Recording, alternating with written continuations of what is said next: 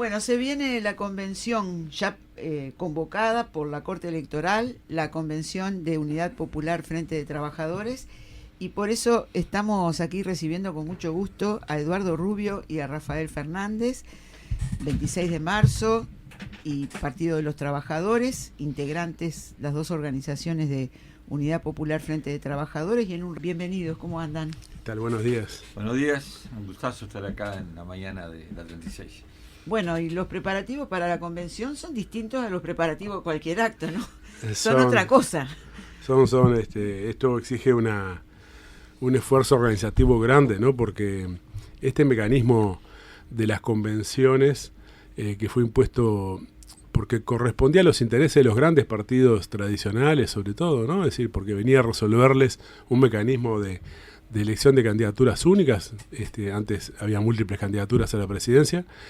Y bueno, se nos impone a todos los partidos, ¿no? Y entonces nosotros que ya tenemos acordada la fórmula, igual tenemos que ir por un proceso que es obligatorio legalmente y que tiene una serie de obstáculos, porque si uno no alcanza, por ejemplo, un quórum mínimo de la mitad más uno de los convencionales, o sea, 251 compañeros como mínimo, no puede resolver la fórmula y por lo tanto queda inhabilitado de participar en las elecciones de octubre. Por lo tanto, es un mecanismo también hasta cierto punto proscriptivo y de intromisión en la vida interna de los partidos políticos, ¿no?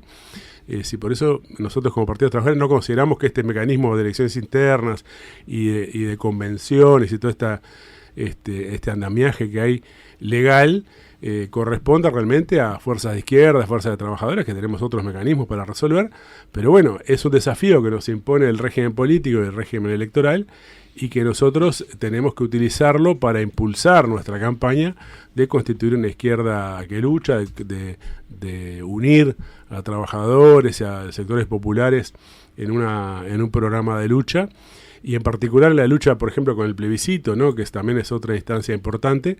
Entonces, esta oportunidad que se nos da de alguna manera, esta obligación, pero que la intentamos convertir en una oportunidad de hacer un gran acto para impulsar el plebiscito e impulsar la campaña hacia octubre, ¿no? Ahora, esto que ustedes decían, ¿no? Que esto vino, este tipo de convocatoria de elecciones internas de los partidos, a resolver los problemas de los partidos tradicionales, que a esta altura ya no son solo el blanco y el colorado, ¿no? Y también puede ser la explicación de que ahora lo que más se ve son listas, o sea, surgen listas con un caudillo y sus seguidores, que antes eso no era común, al revés, la izquierda criticaba eso y además se asentaba en los partidos, que el camino eran los partidos, los movimientos, ¿no? Sí, ese fenómeno se da sobre todo en el Frente Amplio, o sea, se da en todos los partidos, que ya era tradicional. La Constitución aquella del 96 intentó achicar un poco ese fenómeno cuando eliminó, por ejemplo, los sublemas a nivel de diputados, porque vos agarrabas, me acuerdo, Cataldi, uno pachequista, que había salido diputado con 3.000 votos, porque tenían acumulación con otras listas de otros departamentos y llegaban a acumular y generar un sublema a diputados, y entonces entraba con muy pocos votos. Eso le daba a los partidos tradicionales cierta dificultad de gestión después, porque después tenía que negociar con 25 líderes. 25, y todos eran caciques. Sí. Entonces, creo que hoy el Frente Amplio es el que más tiene ese fenómeno. Este mecanismo es realmente perverso porque generan todo un proceso larguísimo electoral, costoso. Miren la plata que se gastó en las internas, ¿no? En publicidad de algunos partidos. Andrés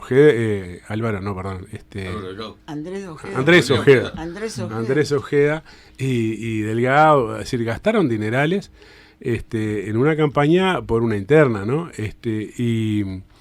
Y bueno, lo que van a gastar en lo que viene. Ahí se devuelven favores también de los grandes canales, los grandes medios, porque, por ejemplo, se le está entregando a través de decisiones del gobierno medidas de privatización, ¿no? En el tema de Internet, por ejemplo, se favorece otra vez a los grandes canales que manejan los cables, los canales de cable, y que en este sentido están despojando a Antel de un monopolio de hecho y de derecho que tiene a través de un mecanismo completamente privatizador, y que tiene continuidad con otros que se hicieron en otros momentos, con el tema celular y todo lo demás.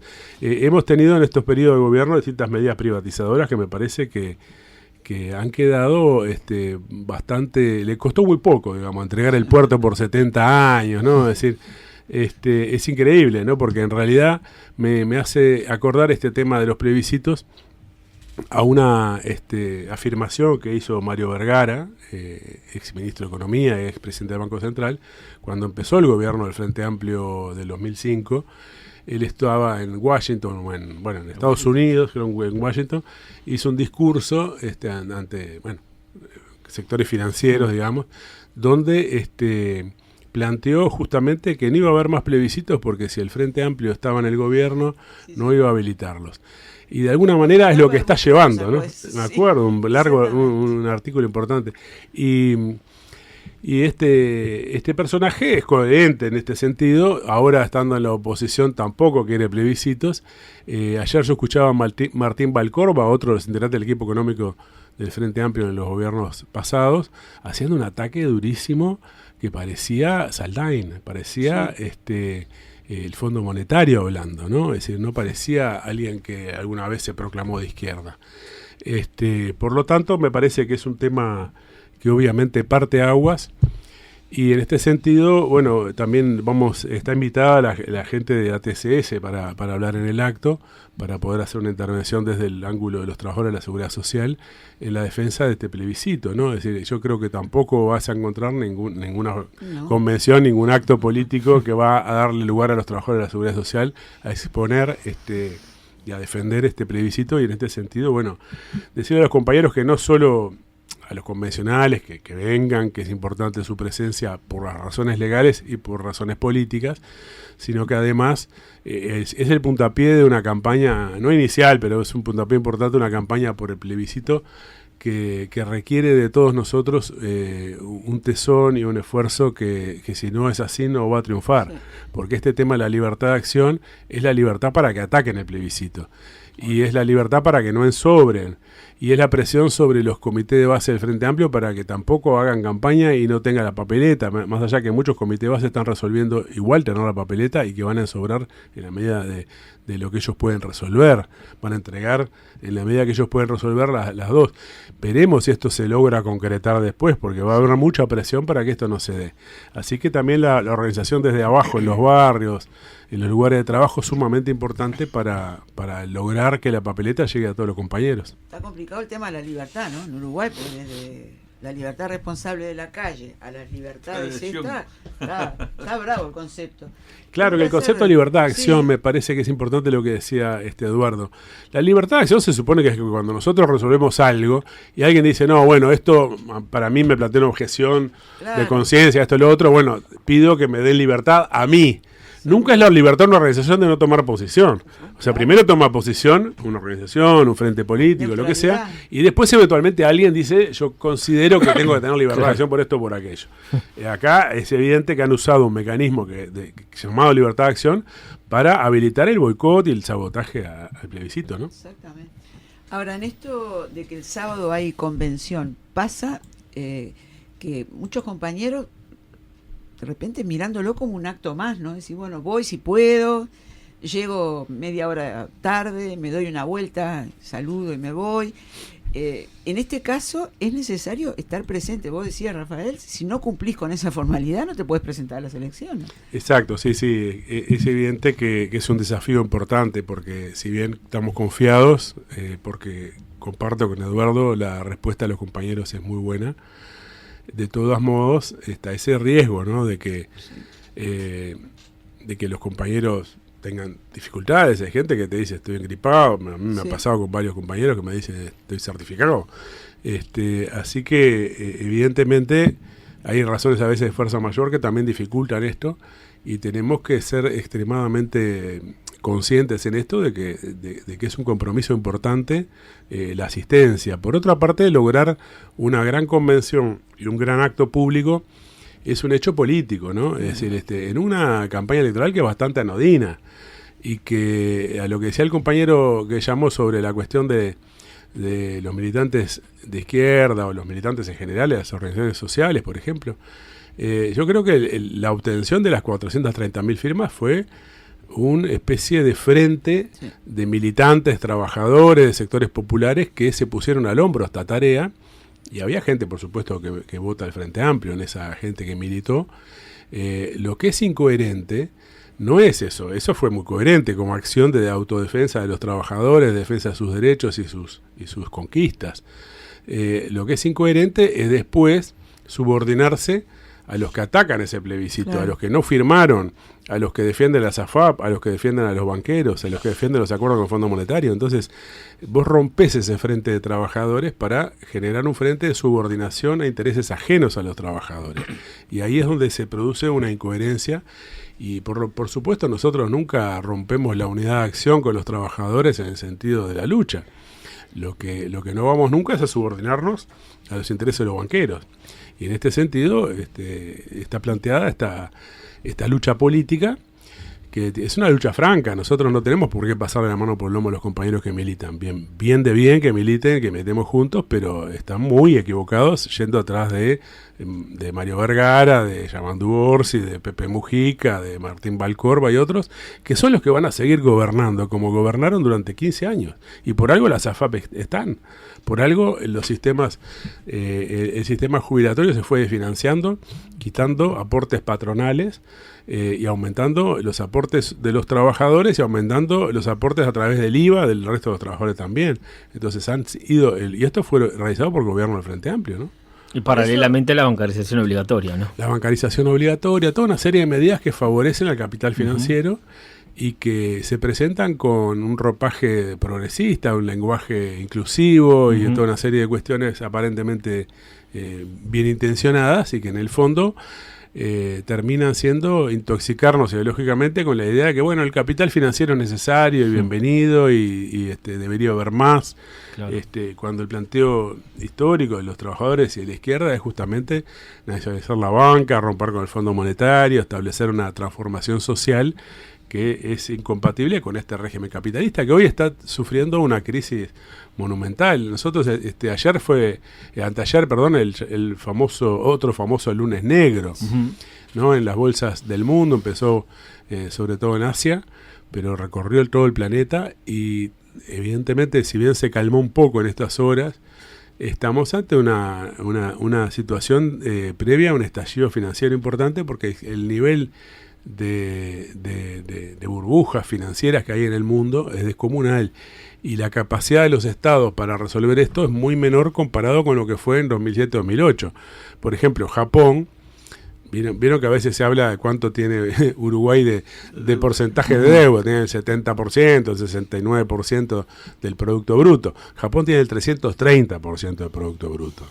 Es decir, que es un estado completamente quebrado, completamente incapaz de resolver una crisis que tiene Japón desde hace más de 4 décadas y que por lo tanto, es decir, la economía japonesa ha ido retrocediendo en el panorama mundial. Por ejemplo, hace 30, 40 años era comparada con la de Estados Unidos el 60% del PBI de Estados Unidos, hoy es el 16%.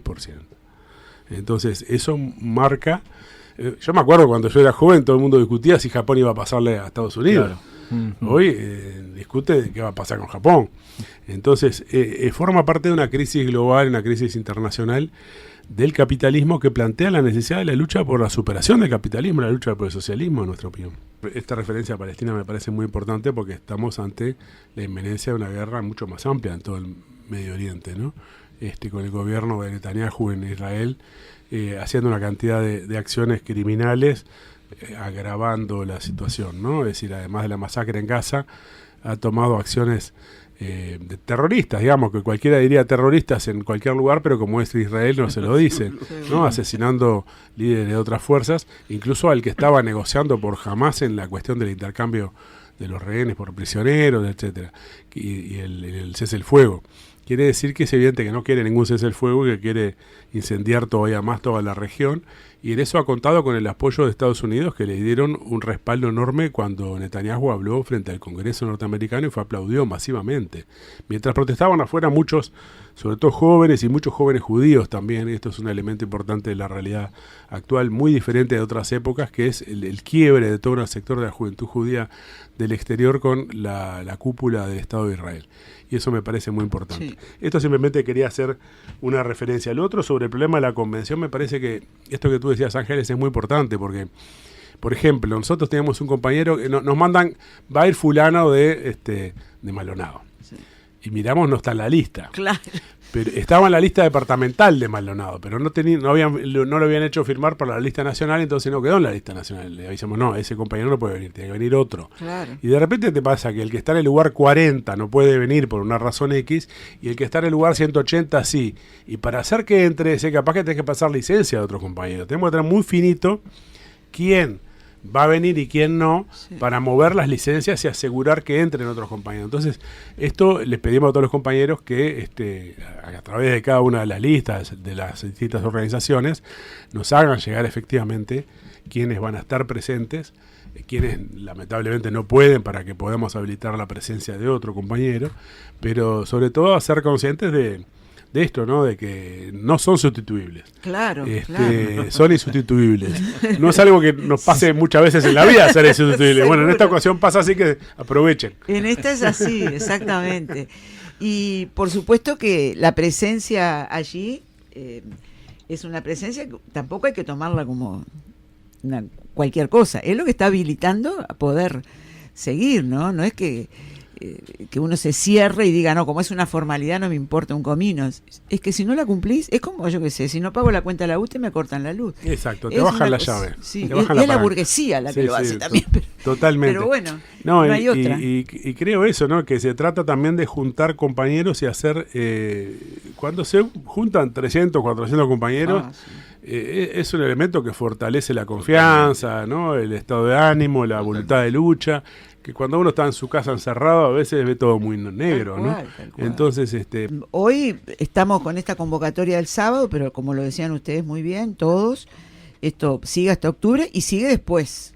O sea, esto se sigue convencido que esto se puede cambiar, ¿no? Sí, sin duda. Yo creo que esta etapa es sobre todo la necesidad de unir trabajadores que estén dispuestos a pelear y compañeros de los sectores populares que estén dispuestos a pelear y no estén resignados a lo que plantean las distintas variantes del orden capitalista, que como decía Roca, evidentemente tiene sus propias tendencias que van más allá de la voluntad a veces de algún dirigente, que en el caso de Uruguay son muy dóciles obviamente frente al capital financiero, al Fondo Monetario, a los banqueros, y esto se expresa más que nada, contundentemente en la cuestión del plebiscito.